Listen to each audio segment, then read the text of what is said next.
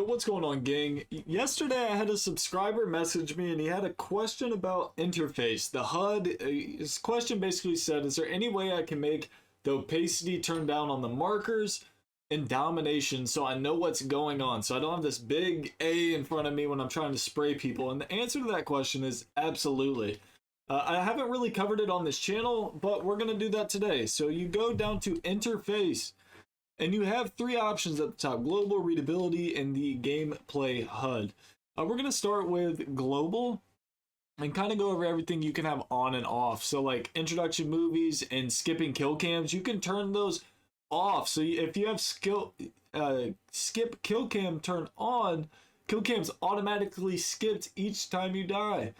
Or you can turn that setting off, or you can actually watch it. You can skip it, but you can have it automatically skip. I think that's an awesome feature because I know a lot of people blow out their X button and or square skipping kill cam. So you can definitely turn that on if you want. Skipped introduction movie, I always do.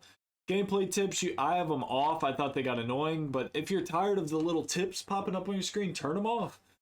Tutorials I still have on. I just haven't ever thought to turn it off. Tool tips, I have them on. Telemetry. This is for PC. This is going to show like FPS counter, server latency, packet loss. This will show like GPU time if I turn it on. So look, I can turn on GPU time, I can turn on CPU time, and you'll see at the top left of the screen that it's going to start adding all of these different features. So even put a clock up there if you want it to. I believe on PC you can by default put a clock up. So you have the clock top left. So now, which is, I think, is a solid feature.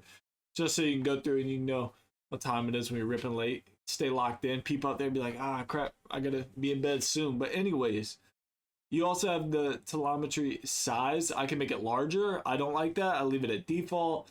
And then network icons. So if you're experiencing latency or lag, you leave these in-game icons on and they'll pop up on the right-hand side of the screen. Now on the next thing, we got readability. This will be like for subtitles. I personally don't run subtitles. I know a lot of people do. I had them on for campaign, but not for multiplayer or Warzone. I know some people like them because you'll see like precision airstrike incoming, whatever. If that's something you want to turn on, you can turn them on right there. And you can also adjust the size of subtitles as well. You can also do the menus as well. If you have a hard time reading through these menus, you can make them large. I leave them at default. For this last little bit, I'm going to leave them at largest so we can see what's going on. Okay, the first thing you want to do when you're playing with your HUD presets or HUD bounds is you want to, if you're a competitive gamer, like if you play COD and you're trying to be better, don't move it out like this. You don't want to move it to the edge of the screen. You want it to be as far in as you possibly can. The reason we do this, it moves your mini map from all the way in the corner. It's going to pull it in. So let's get the mouse out. So instead of your mini map being way up here, now your mini map's going to start right here. And your ammo is going to be right here. See, everything you need to see is going to be close. So instead of having to track your eyes all the way to this top corner to look at that UAV, now you can track it right here where you're not having to look so far. So you can almost see it out of your peripheral. If you're playing on a monitor, it's a lot easier to bring your HUD bounds in. So I highly recommend making sure they are as far in as you can possibly get them. Make sure you apply it. The next thing I wanted to talk about were the different HUD types. So a lot of people don't know about this, but you have a ton of different visuals, colors. You can absolutely customize your HUD. I've always liked this one right here. It's mission interference. I like having a square mini map at the top left. I like having my A, B, and C, which my webcam might be blocking out here. Let me pop the webcam off for a second. So I have A, B, and C showing right here of the different hard points so they're not too far in my way. I got the compass, kill streaks on the right. I think that's a nice looking HUD. You also have them as well where you have no mini-map and your health's up top. You got them to where you have your bullets and equipment right in your face. Magnified, which is like a little bit zoomed in. Redacted is good for like filming something or making a clip where you don't want, you know, you want to get camo skins for a thumbnail or whatever. That's what redacted's good for. Under visuals, you want to make sure you set it to square. I think it's pretty obvious right here. These are the same images. This image on the right and this image on the left. You know, we're looking at this 90 right here. You can see on the circle minimap, it stops right about here. When we come over here, and where the circle stops here, we can see so much more on a square. You got to think, we're going to see from here to, you know, all the way out. So from here to here to here to here. It fills in those corners, so you see a whole lot more on a square minimap than you actually do on a circle. So make sure you're set to square. Minimap rotation, leave it on.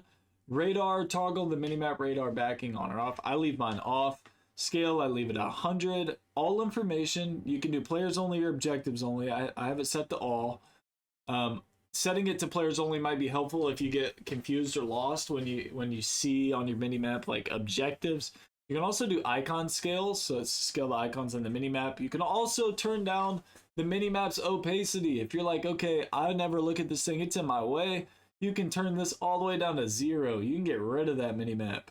Weapon information, all of this you can change the opacity on. You can change the HUD. We'll just switch keyboard and mouse. You can change the HUD, anything. So like eliminations, if you fry out a lot and you're tired of seeing all these elimination IDs pop up, you're like, I don't care about their calling card. Put it to 0. Now it's gone. Or if you want to barely see it, put it to 15 or 16.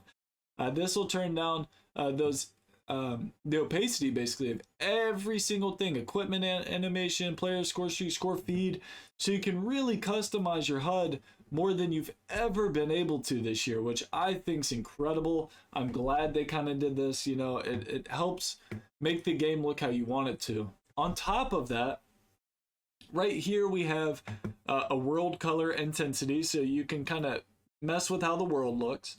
You can also adjust the color. So right now, obviously I'm yellow, but I can make myself blue. I can make myself white. I can make myself any color.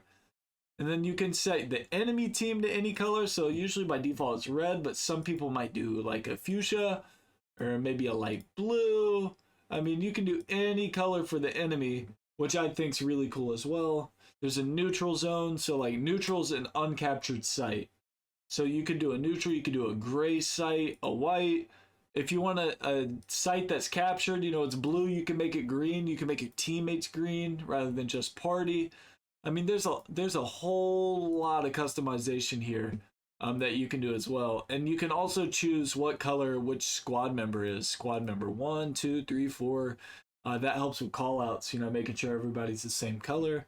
You have different color filters. I run color filter 2. Some people might like 1, some people might like none. I think color filter 2 kind of stands out to me the most. There's not a massive difference between none and 2. It just kind of looks a little more sharp in my opinion.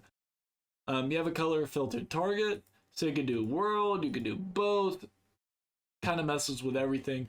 But gang, this is how you go through and edit your HUD and make it the visual that you really want. You know, for me personally, I got it exactly how I want it.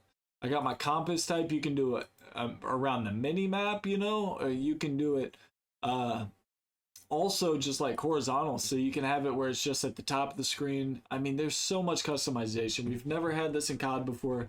So again, go through and change your opacity up, fix it up. If you're having an issue where you're not seeing something as well, or if you're seeing too much of something, you want to change it, this is how you do it. Gang, listen, if you're new to the channel, enjoy the content, hit the sub, crush the like, and I'll catch you tomorrow for another banger. Let's get it, gang.